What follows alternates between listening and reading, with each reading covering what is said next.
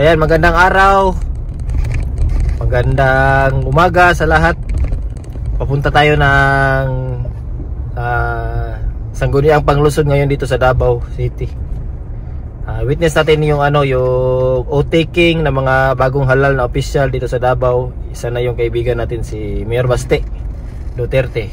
So yan, inimbitahan tayo na witness natin yung oath-taking nila. Kasama natin yung mga kaibigan natin, sila Idol Johan, Idol Saldi, sila lahat kaibigan, sila Sandro, shout out, sila Busmark, sila Idol Popong.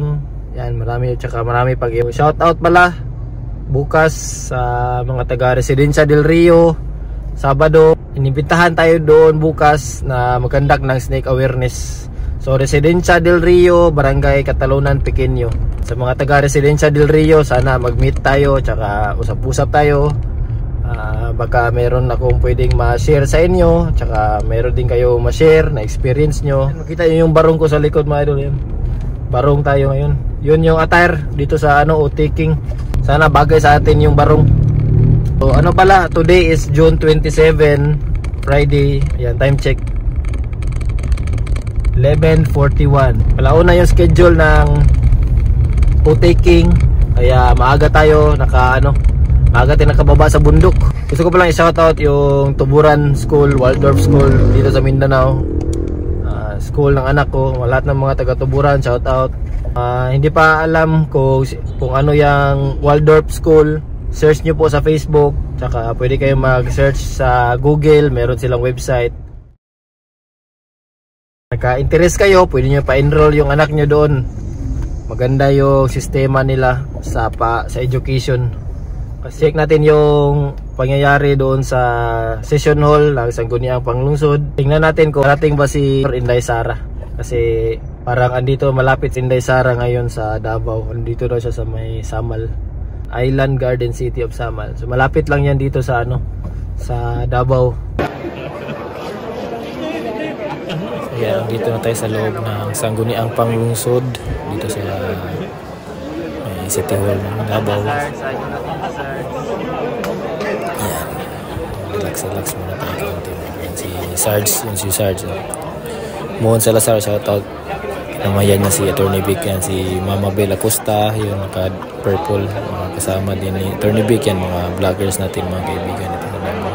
Shoutout pa yan si Real Soroche, Idol Real, Sir Delbo, yan kinamayan naman ni Sarge. So si Sarge Moon Salazar, police natin yan na kaibigan, kasama ni Sir Delbo, si Andre, yung katabi sila, si Sir Delbo, idol natin yun. So yan, paparating si Doc Richard Mata ngayon dito sa atin. May kakamayan siguro yan sa idol Senator Richard Mata. Magpapapicture tayo ngayon.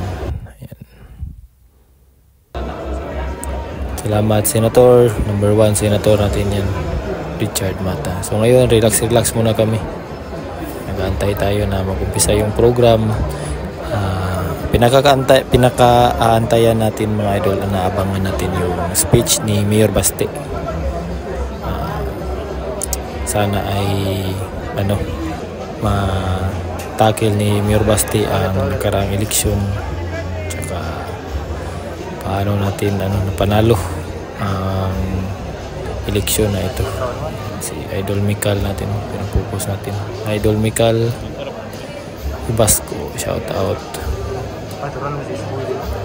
So katabi natin ngayon sila Saldi, Idol Saldi, Idol Sherwin, kaibigan natin na yan, Idol Mikal.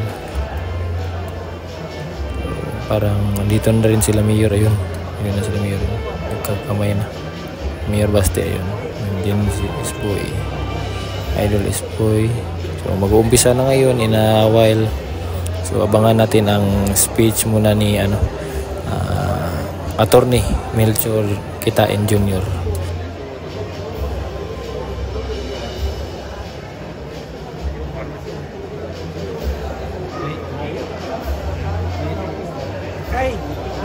Duterte, Mayor Sebastian Duterte, now Vice Mayor-elect of Davao City. The Congressman from the 3 congressional districts of Davao City, Congressman Pulong Duterte, the 1st District. Congressman Omar Duterte of the 2nd District. Congressman Isidro Unga of the 3rd District.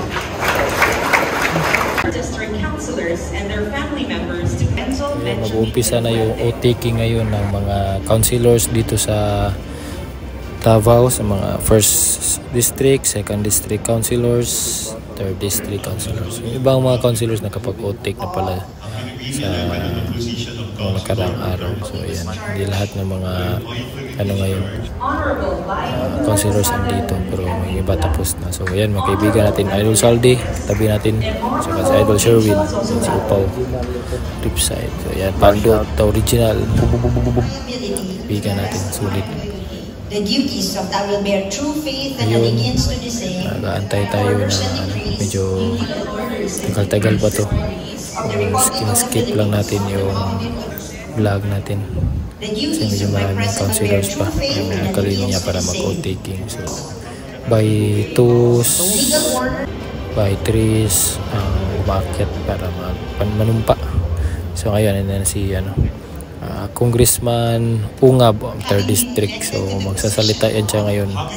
Pakinggan natin, may message din siya sa ating mga kapwa Dabawin yun. Sa buong Pilipinas, mga natin, mga kaibigan natin dyan sa ibang lugar ng bansa. Kaya pakinggan natin, mga idol.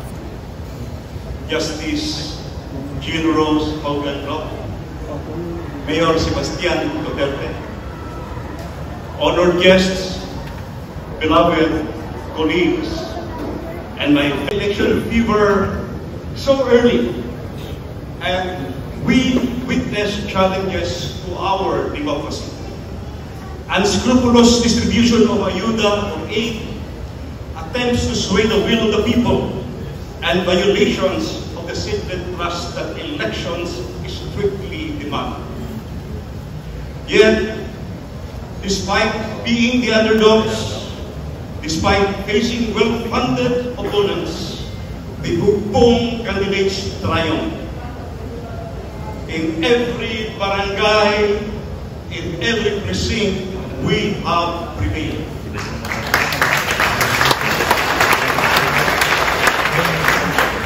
This is a victory, not just for us, but for every Dabawenyo who believes in honest, clean, and principled leadership. This is a record-breaking triumph, a chapter in our city's history that will be remembered for generations. Yet, let us not forget that victory is for a brighter Davao City. Mayong hapon.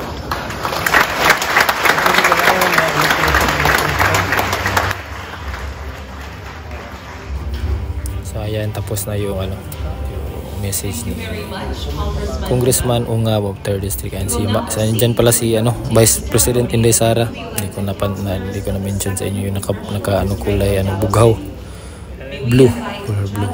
Katabi niya si brother niya, si Idol Mayor Baste. So ngayon, ayan, patuloy na yung ito na 2nd District na to na mga councilors. Ayan, medyo mahaba pa. So ang next na magsasalita ngayon, most likely si Mayor Baste na. Hintayin natin, mga idol, yung turn ni Mayor Baste. So andito din pala yung mga senators, mga idol natin, yung Duterte na yun. Attorney Vic, Doc Marites Mata, lahat. Andito sila Jimmy Bundok, andito pala si Idol Jimmy Bundok, Philip Salvador, si Serbato, si JB Hinlo. Yan, dito din sila. Yan, umakyat na sila. Ngayon sila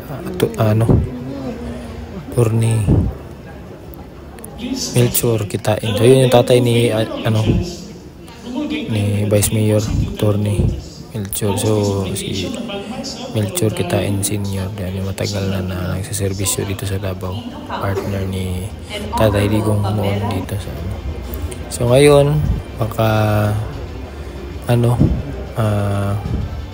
mahaba pa yung ngayon, yung mga mag-o-take, marami pa.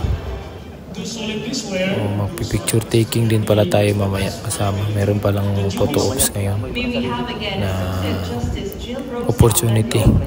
So, kukuha tayo ng picture kanila Vice President Inday Sara, Mayor Basti. So akyat na sila Mayor Basti ngayon. Ayan, so mag-o-take na si Mayor Basti. Ayan. Kasama niya buong pamilya niya. So andyan si mga anak niya. Ayan. Yung niya, partner niya. Yung nanay din niya, kasama niya yung nanay niya. So yan, sana ma-witness ito ni Tatay Digong, ni PRRD. So panalo ng Duterte, panalo ng Davao City yan. So hindi lang yan panalo sa mga Duterte, panalo natin lahat mga Davaoenyo. Tsaka panalo din ang panalo ang Pilipinas. Kasi ito yung tunay na serbisyo publiko. Hindi walang halong daya ito. Having been elected to the position of Vice Mayor of Davao City, hereby solemnly swear that I will faithfully discharge to the best of my ability the duties of my present position and of all others that I may hereafter hold under the Republic of the Philippines, that I will bear true faith and allegiance to the same, that I will obey the laws, legal orders and decrees promulgated by the duly constituted authorities of the Republic of the Philippines, and that I impose this obligation upon myself voluntarily without mental reservation or purpose of evasion. So help me God. Congratulations.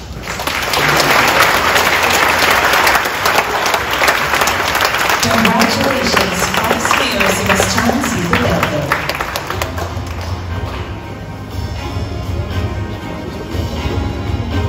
The Vice Mayor will now make his message to us all.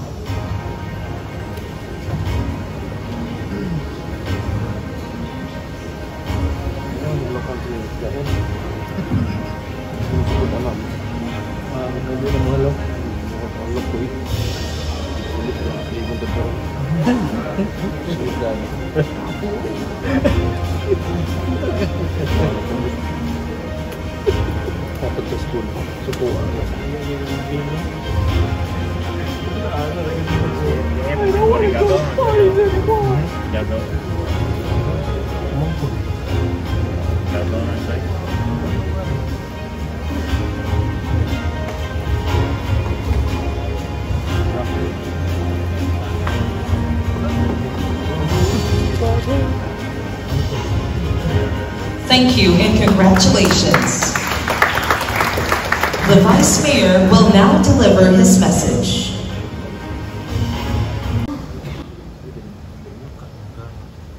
So ayan, mag-uumpisa na ang message ni Mayor Basti ngayon sa atin. So pakinggan natin mga idol, maganda to.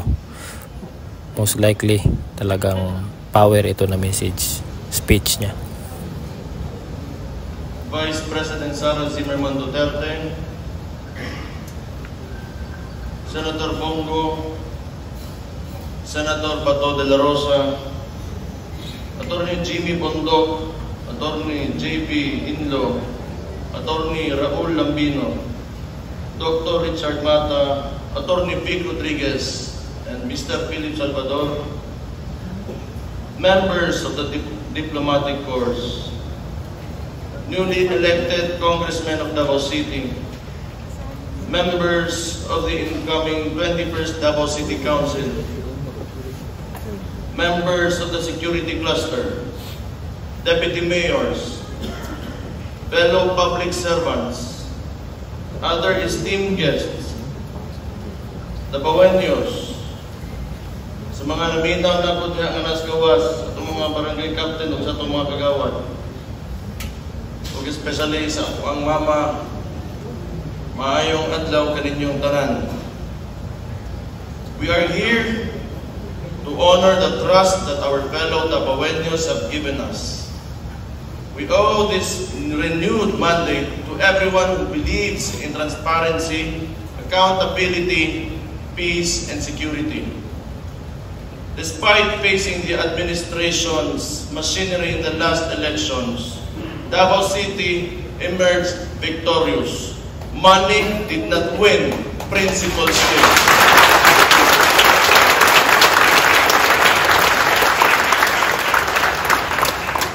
Those who sought to divide us were all defeated. We crushed them.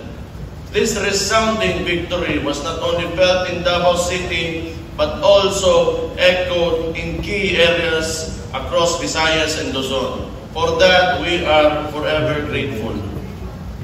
Now we turn our focus to the work ahead. The past 3 years have been remarkable for Davao City. We thank our barangay officials, our safety and security cluster, the entire workforce of the city government, and our hardworking, disiplinadong Dabaweños. We have come this far because of all of you. The city's income continues to grow from 5.1 billion pesos in 2022 to 5.9 billion pesos in 2024.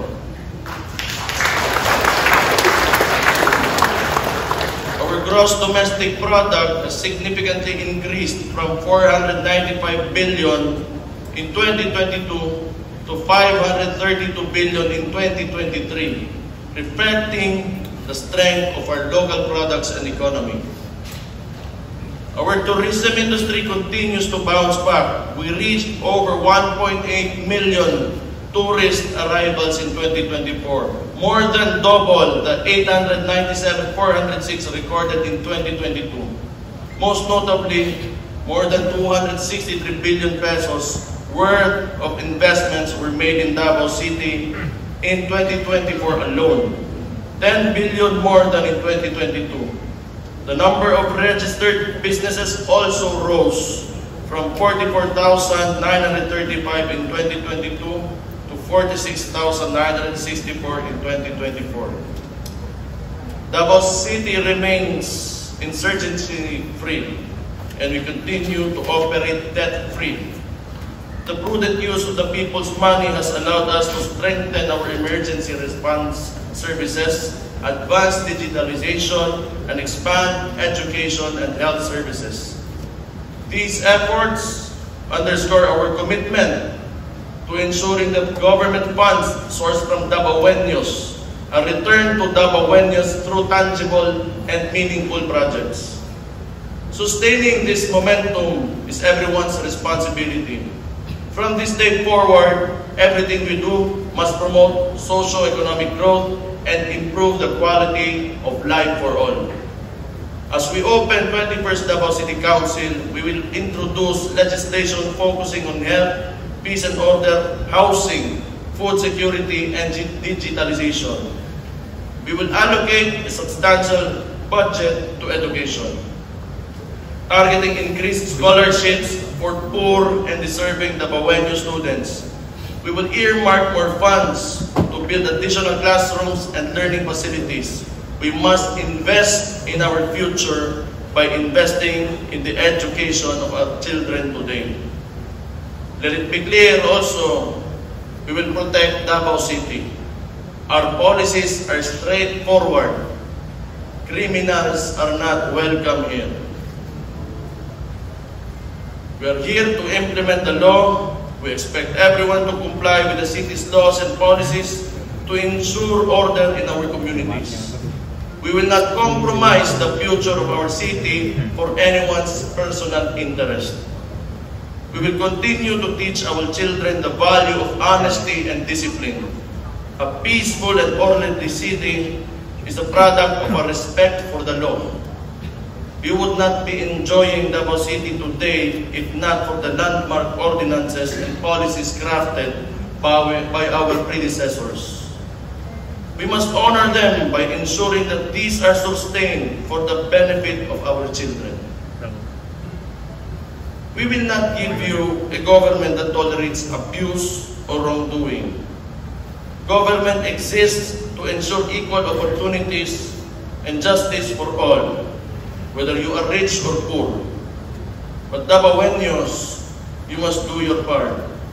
Work honestly and obey the law. Together, we will build a just and fair society.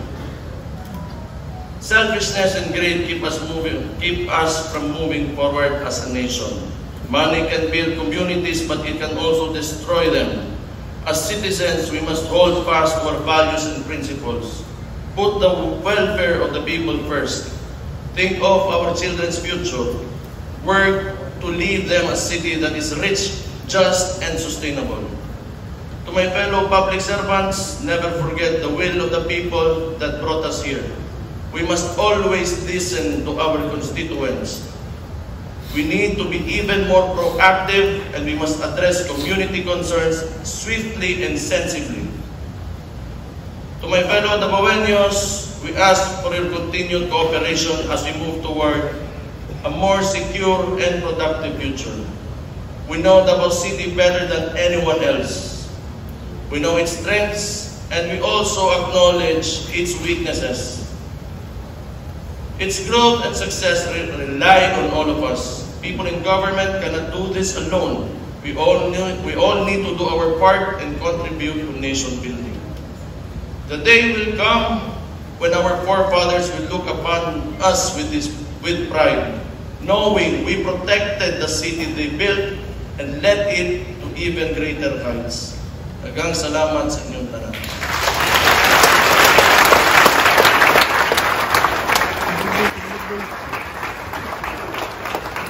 Ayan mga idol, standing ovation tayo ngayon kay Mayor Baste.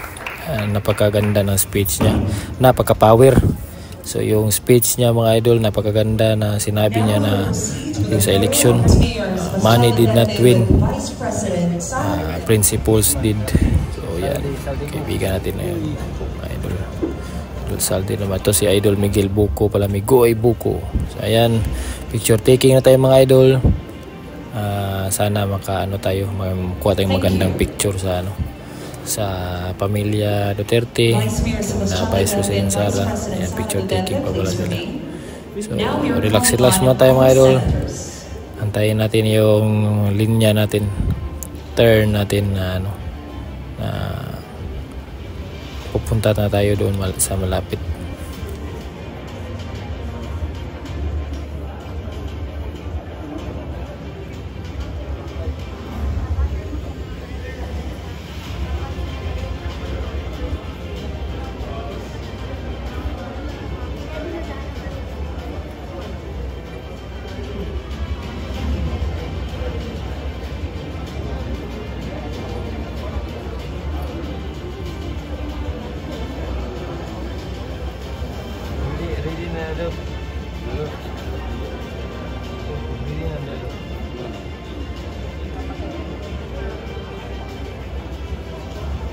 Thank you. Moving on, we are calling on our diplomatic corps.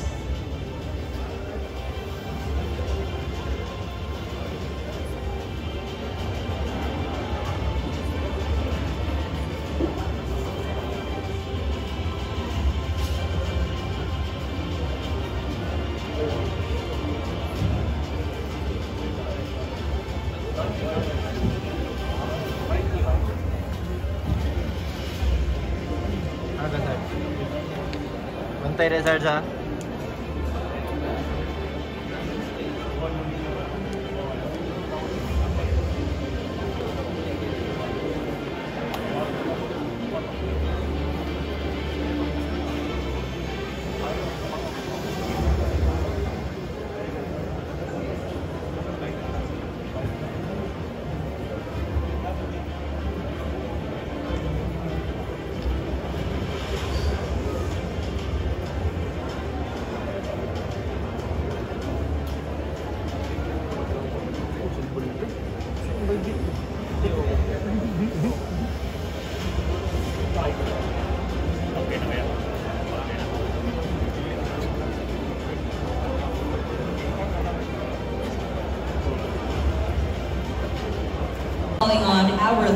District Councilors.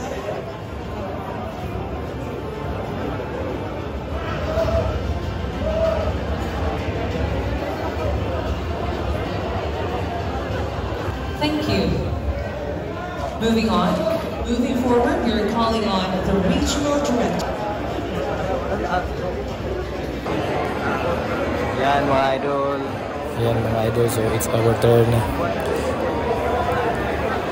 It's our turn to take the photo opportunity with Vice President Sara and Mayor Idol Sebastian Basti Duterte. Next, we're calling on the personal guests. Nakabughaw kasama niya yung chika-chika sila ni BFF niya si Ma'am Mabel Acosta. Napakaganda pa rin Ma'am Mabel Sunga Acosta, isa sa mga pilar yan ng Davao sa public service. Yan, ito na yung picture namin, mga picture taking. Idol Saldi.